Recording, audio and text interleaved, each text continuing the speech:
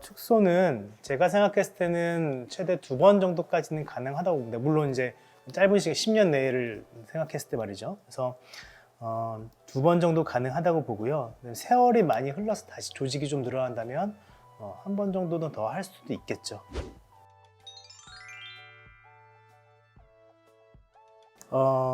첫 수술과 두 번째 수술 사이 간격은 조직이 충분히 회복되고 또 두피 상태가 좀 안정되는 기간이 필요하기 때문에 1년 정도는 생각을 하시는 것이 좋겠고요.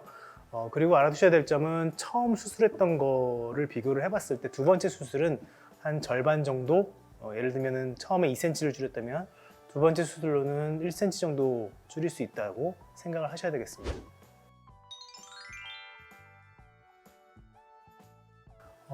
당연히 가능하고요.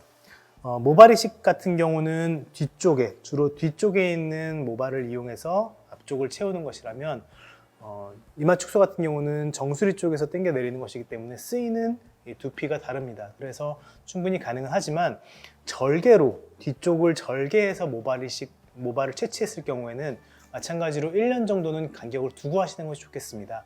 그 두피의 혈액 순환 상태가 회복되는 것을 기다렸다가 하는 것이 좋기 때문이죠.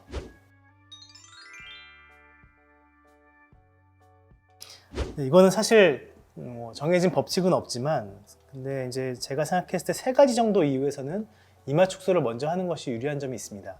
첫 번째로는 모발 이식의 필요량을 최대한 줄일 수 있겠죠.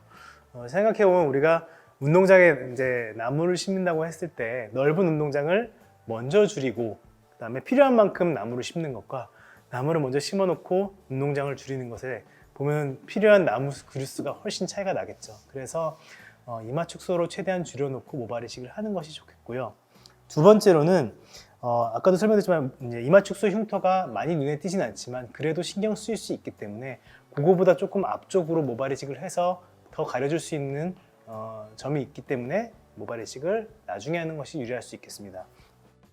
또 이제 마지막으로는 이 세세한 헤어라인의 형태를 잡는 것은 아무래도 자유도가 높은 모발 이식이 좀 더 유리하기 때문에 이런 경우 이제 이마 축소를 최대한 줄여놓고 조금 더 세세한 형태를 모발 이식으로 잡는 부분에서 모발 이식을 추후에 나중에 하는 것이 좀 유리할 수 있겠습니다. 이건 아까 이제 처음에 설명드렸다시피 헤어라인을 교정을 할 수 있고 M자도 어느 정도 교정할 수 있지만 전제 조건이 있습니다. 두피가 굉장히 잘 늘어나는 분이어야지만 가능하고요. 두피가 단단하신 분들은 사실 M자 축소하기에는 좀 불리한 점이 있고, 두피가 단단하신 분들 M자 축소는 모발 이식이 조금 더 유리한 점이 있습니다.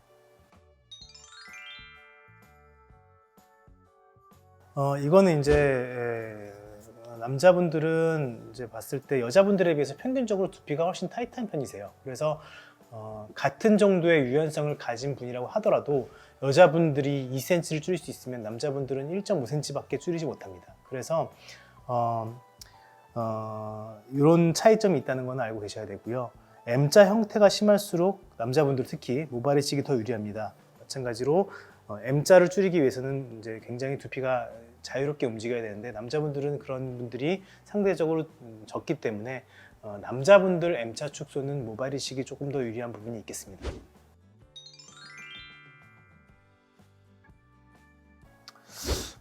굉장히 이제 어려운 질문인데요.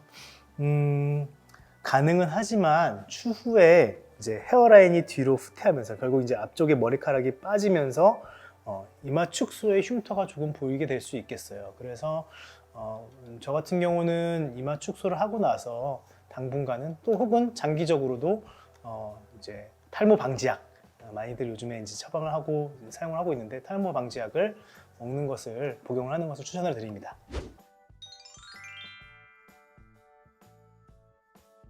이거는 아까 이제 말씀드렸던 글라이딩 테스트, 그게 중요하다고 말씀드렸죠. 그래서 개인에 따라 굉장히 다른데 두피가 좀 잘 늘어나고 헐렁하신 분들 같은 경우는 최대 제 같은 경우는 3.8cm까지 줄여본 적은 있어요. 근데 이제 간혹 가다가 1cm도 못 줄이지 못하시는 분들도 있죠. 그래서 이거는 병원에 오셔가지고 글라이딩 테스트를 받아보시는 것이 가장 좋고요. 또 얼마나 줄여야 될지, 이거는 이제 얼굴 비율에 따라서, 예를 들면은 요즘은 이제 여기 가운데 얼굴이 1이라면 위에 수직 길이를 0.9까지도 맞추는 경우가 있어서 이런 것들을 사전에 진찰을 잘 받아보고 얼마나 줄일지를 결정하시는 것이 좋겠습니다. 그리고 제가 아까 글라이딩 테스트 정확도가 95% 정도 된다고 말씀드린 것은 나머지 5%는 뭐냐 그러면 실제로 자기도 모르게 두피 쪽에 외상을 받았거나 혹은 그냥 선천적으로 두피가 밑에 골막이랑 유착이 되어 있는 경우가 있어요. 그래서 이런 경우는 수술 중에 그 유착을 풀어주게 되면 갑자기 잘 움직이게 되는 경우가 있습니다. 따라서 이런 경우는 좀 예외적인 경우라서 다만 이 확률이 그렇게 크진 않기 때문에 글라이딩 테스트가 중요하지만 예외적인 경우도 있다고 보면 되겠습니다.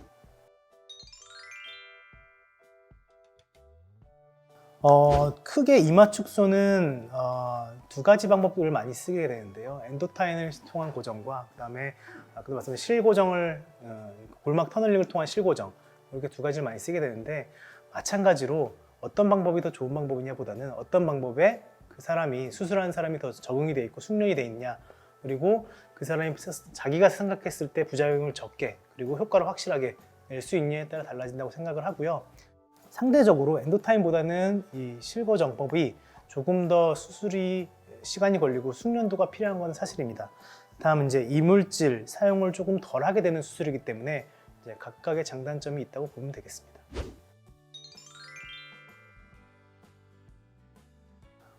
이마 축소한 다음에 정말 많이 아프다고 하시는 분들이 간혹 있어요. 그래서 이런 경우는 글쎄요 한 100명 중에 한 두세 명 정도 된다고 보시면 되는데 너무 아파서 잠을 제대로 못 잤어요 하시는 분들이 있습니다. 다만 이게 3일 이상 지속되는 경우는 드물고요. 보통 하루나 이틀 정도 좀 심한 통증이 있을 수는 있습니다. 그래서 하루 이틀은 쉬는 것이 좋고요. 한 3, 4일째부터는 일상적인 생활은 거의 대부분 가능하다고 보시면 되겠습니다. 그리고 또 한 가지 이마 축소의 특징은 뭐냐면 얼굴 쪽으로 붓기가 거의 안 내려오기 때문에 머리카락으로 앞쪽에 절개선만 가려주게 되면 다음 날부터 일상생활을 충분히 가능하긴 하지만 두통이 있을 수 있다는 거 그거를 조금 유념을 하셔야 될 것 같습니다.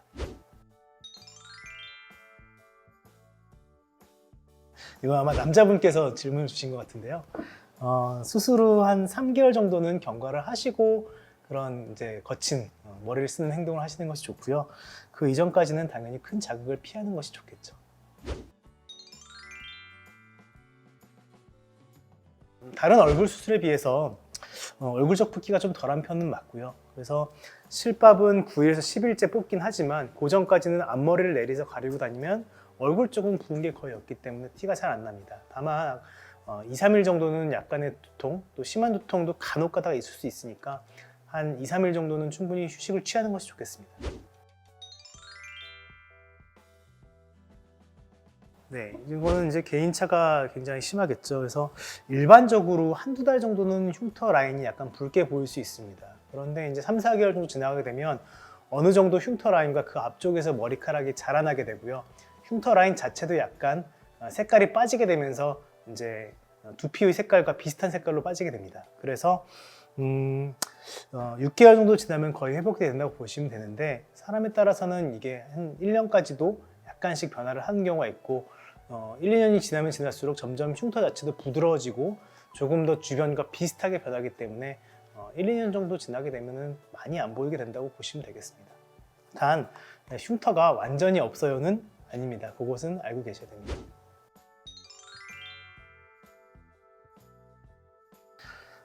실밥 뽑고 나서부터 3, 4일 정도 이후부터는 흉터 연고를 소량씩 발라주는 것은 도움이 되겠고요.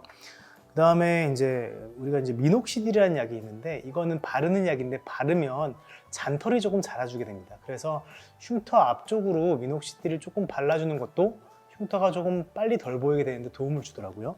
그리고 4개월 정도 지난 이후에는 그러니까 머리카락들이 충분히 자라나고 이제 두피 상태가 조금 회복된 4개월 이후부터는 필요에 따른 레이저를 조금 시행을 해드리고 있습니다. 그래서 레이저 같은 것이 흉터 회복에 좀 더 도움이 될 수 있겠습니다.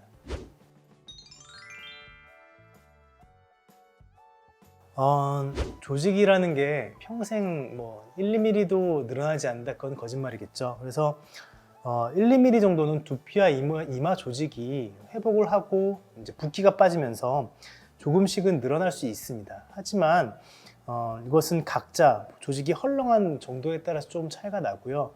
그 다음에 이게 수술 전과 똑같은 모습으로 돌아올 수 있느냐? 그거는 아닙니다. 왜냐하면 실제로 조직을 1.5cm에서 2cm가량 삭제를 해주면서 진행을 하기 때문에 완전히 이전과 똑같은 모습으로 돌아오지는 않습니다. 테일러 탁탁. 네, 여기까지 이마축소 그리고 이마축소 Q&A에 대한 내용이었습니다. 사실 모두가 요즘 가장 관심 있는 건 얼굴을 어떻게 하면 작게 만들까, 작은 애 얼굴에 대해서 관심이 많은데요. 사실 이마축소 수술이 뼈를 건드리지 않고 얼굴을 작게 만드는 몇 안 되는 수술 중에 하나입니다. 그래서 갈수록 관심이 높아지고 있고요. 모발 이식과 더불어서 이마를 작게 만드는 좋은 방법 중에 하나입니다. 다만 적용시킬 수 있는 대상이 정해져 있고 또 두피가 늘어나는 것 정도에 따라서 얼마를 줄 수 있는지 진찰을 받아보시는 것이 좋겠고요. 흉터가 잘 보이지는 않지만 아예 없는 것은 아니기 때문에 그것에 대해서 사전에 경과 사진들이나 이런 것들을 많이 보고 충분히 생각해보고 결정을 하시는 것이 좋겠습니다. 다만 아셔야 될 거는 여타 다른 성형수술들과 마찬가지 혹은 그 이상으로 일반적인 수술의 만족도가 굉장히 높은 수술이라는 것은 말씀드리고 싶어요. 그리고 회복 과정이 그렇게 엄청나게 많이 붓거나 그러지 않고 또 통증도 심한 경우는 하루 이틀 좀 심한 통증이 있을 수 있지만 나머지 부분들이 그냥 스무스하게 잘 회복되는 경우가 많기 때문에 그래서 더 만족도가 높은 것 같고요. 간단한 방법으로 얼굴을 작게 만들고 헤어라인을 교정할 수 있다는 점에서 매력이 있는 수술인 것은 확실합니다. 이상 테일러TV 타고연이었습니다. 감사합니다.